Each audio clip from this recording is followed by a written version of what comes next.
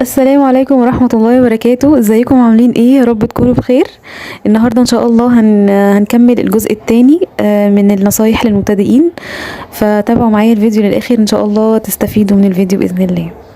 هنستخدم النهاردة ان شاء الله المسطرة لتثبيت القماش عشان الخياطة تطلع معانا مظبوطة، وازاي اثبت قطعتين مع بعض عشان اخيطهم مظبوط برضو. وفي الاخر هنعمل مع بعض هوريكم ازاي الفرماتورة بنعملها. وزي ما انتوا شايفين معايا كده دي مسطرة، مسطرة مستطيل. بنستخدمها في ان احنا بنثبتها جنب على الوش الحديد اللي تحت الابرة، لان هي اصلا مغناطيس. زي ما انتوا شايفين معايا كده هي ممكن كمان تلقطي بيها الابر اللي وقعت منك او كده. فبنثبتها على الوش الوش الحديد بعد ما نحدد الكام سنتي اللي احنا عايزين نتنيهم او نخيطهم، وهنشوف دلوقتي مع بعض. عندي هنا ده الوش اللي انا كنت بقول لكم عليه. احنا هنا زي ما احنا شايفين في خطوط موجوده.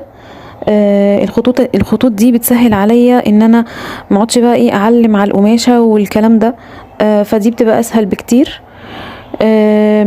ممكن في الاول اعلم برضو زياده في اللي هي في الدقه يعني. فزي ما انتوا شايفين معايا كده الخط اللي هو جاي من تحت ده بيوازي طرف الدواس. فمن اول الابره اللي هي في النص كده لحد اخر الدواس، ده نص سنتي.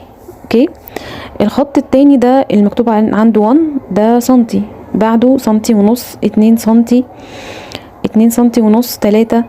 فطبعا العرض الكبير ده بنستخدمه في لو انا هعمل كمر او اسوره، على حسب الحاجه اللي انا بفصلها. فيا اما دلوقتي احط المسطره عند الخط اللي انا عايزاه اللي انا هتني عنده، واخيط عادي، وهنشوف الطريقه. يا اما اشيل المسطره خالص وابدا احط طرف القماش عند الخط واخلي بالي طبعا وانا بخيط. فهنيجي هنا هنستخدم الاول المسطره، هنحطها عند مثلا 2 سنتي ونثبتها كويس. هي اصلا يعني بتمسك جامد في الحديد. المغناطيس ده قوي جدا على فكره، بتحركش بسهوله يعني. وهنبدا نخيط، وزي ما انتوا شايفين معايا كده الخياطه مظبوطه جدا ما فيهاش اي حاجه. وطبعا ببقى ماسكه القماشه، يعني تبقي ماسكه القماشه بايدك، مش هتسيبيها عشان في مسطره، لا هتبقي برضو ايه ماسكاها.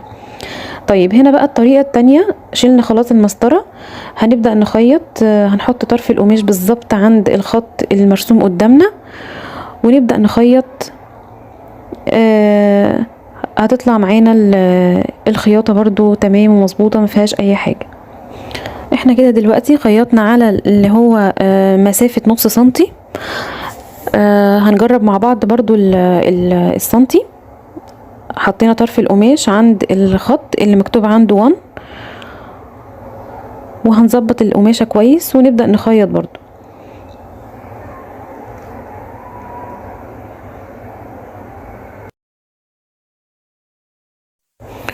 وزي ما انتوا شايفين كده ده اللي كان الخياطة دي اللي هي نص سنتي، والخياطة التانية دي 1 سنتي. طبعا شايفين معايا الفرق وقد ايه الخيط مظبوط والخياطة مظبوطة. بس كده هنيجي بقى نشوف هنثبت القماشتين ازاي مع بعض. دلوقتي احنا معانا طبعا في الخياطة طبيعي هيبقى معاكي طرفين. هثبتهم ازاي مع بعض كويس عشان الحاجة تطلع معايا مظبوطة. انا جبت لكم هنا وده النوع اللي انا بستخدمه بصراحة. دي دبابيس، دبابيس خياطة برضو.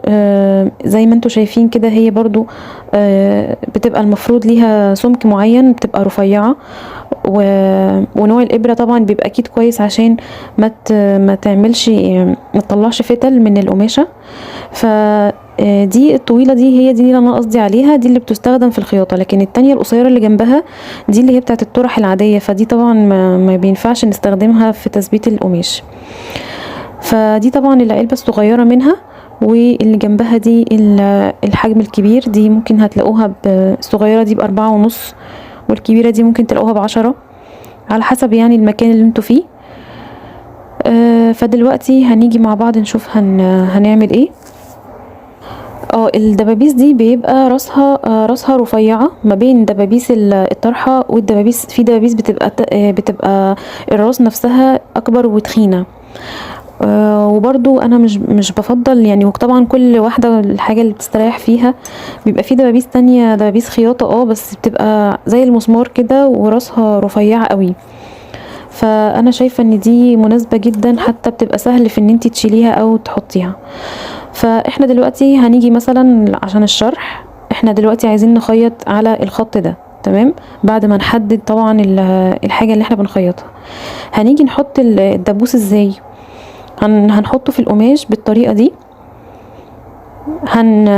هنحطه طبعا من تحت القماشة، ولازم نخلي فيه مسافة من الناحية دي والناحية التانية. ونخلي طبعا راس الدبوس بعيدة عشان ما يدوس عليها الدواس بتاع الخياطة. فزي ما انتوا شايفين كده ده شكل الدبوس، وبنحطه بالعرض مش بالطول، عشان الإبرة لو حطيناها بالطول إبرة الخياطة نفسها ممكن تتكسر. فهنعمل كده وهنثبت كويس، وهنبدأ نخيط دلوقتي. وانا خيطته قدامكم بصراحة عشان ما تخافوش يعني، الدبابيس مش هيحصل لها حاجة ولا الإبرة هتتكسر يعني.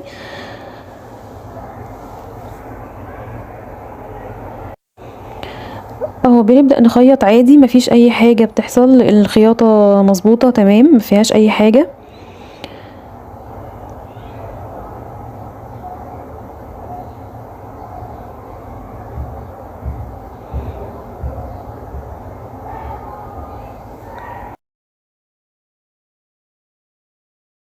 فانتوا لو حابين دلوقتي تعملوا الطريقة دي تمام.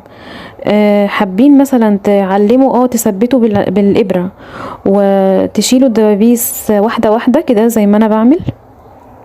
خلاص الإبرة وصلت لحد الدواس، اشيلها واخيط الحتة اللي انا شلتها، واللي بعد وهكذا.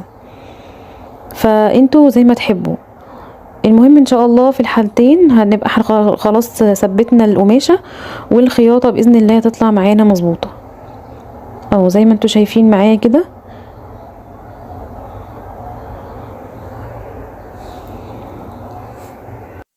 لو حابين بقى تستخدموا المسطرة مع موضوع الدبابيس، فده عادي ممكن. لو حابين يعني يا المسطرة يا الدبابيس، الاتنين ماشيين مفيش اي مشاكل. كل واحدة وتشوف هي طبعا بتحب ايه او بتستريح في ايه.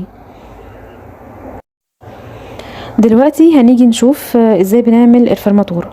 هنمشي طبعا شوية. الفرماتورة طبعا بتبقى مقدار سنتي ونص، مش اكتر من كده. فاحنا دلوقتي بنخيط المقدار ده.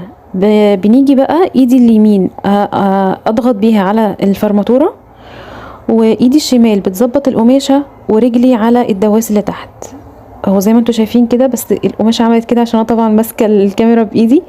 فزي ما انتوا شايفين الفرماتورة الخياطة رجعت لورا. بعد كده بشيل ايدي اليمين من على الفرماتورة، وابدأ اخيط تاني، واكمل بقى خياطتي القماشة اللي انا بعملها او الحاجة اللي انا بعملها. وطبعا برفع الدواس. انا طبعا كنت عاملة الابرة على وضع انها تبقى غارزة تحت في القماش، فهلفها من البكرة اللي على يمين المكنة. وزي ما انتوا شايفين دي كده معايا الفرماتورة سهلة جدا ما فيهاش اي حاجة. وده كان الفيديو بتاعنا النهاردة. اتمنى ان انتوا تكونوا استفدتوا منه، وياريت لو استفدتوا منه تدعموني بلايك وتشيروه لأي حد لسه مبتدئ. وان شاء الله اشوفكم في فيديو جديد. مع السلامة.